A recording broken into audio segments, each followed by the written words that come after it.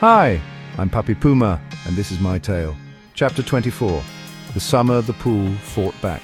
As the summer of 1976 rolled in, bringing with it scorching temperatures in the 90s, our neighborhood found solace in the open fire hydrants at the corner of 4th and East Jersey Street. They sprayed relief across the asphalt, turning our block into a makeshift water park. But that summer stood out for another reason, an unexpected miracle in the form of a 24-foot round swimming pool. It appeared like magic in the side yard of our apartment complex, carved out of what used to be a parking lot. The tenants had chipped in, every family tossing what they could into the pot to make it happen. For a blissful month, that pool became the heart of our world. Every dive, splash and cannonball felt like a victory against the oppressive heat. But the magic didn't last. In what could only be described as either a bold security measure or a wildly questionable decision, the landlord decided to chain a German Shepherd to the pool's metal post. This wasn't your average dog. It looked like a dinosaur from the museum, only meaner, with teeth that seemed ripped straight from the pages of a dinosaur book. We adapted fast. Our routine was simple. One kid would distract the dog while the rest dashed past to the ladder and into the water. It was risky, ridiculous, and totally normal to us.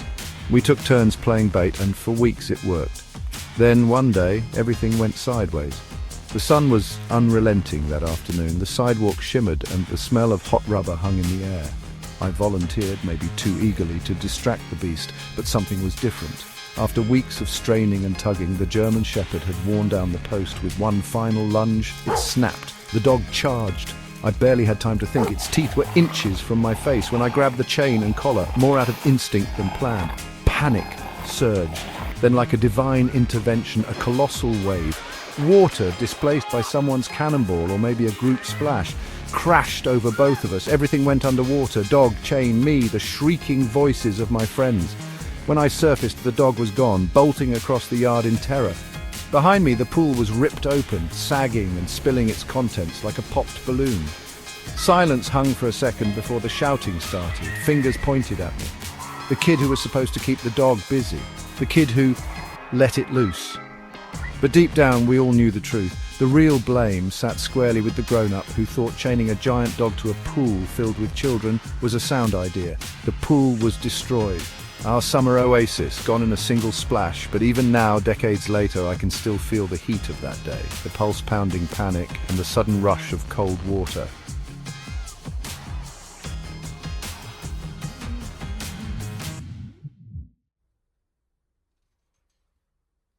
That summer taught us about improvisation, chaos, and the limits of duct tape solutions, and it left behind a story none of us would ever forget. These days I spend my summers in jacuzzis, no dogs, no chain posts, just bubbles and the occasional glass of catnip whiskey. Much safer, marginally weirder.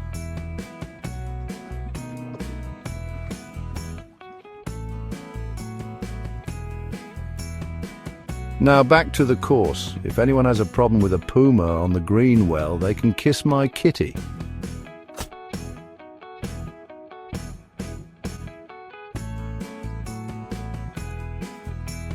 Now where is that 19th hole?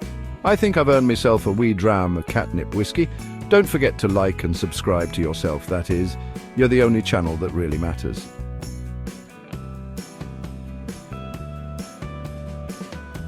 Slaintamath and Farewell.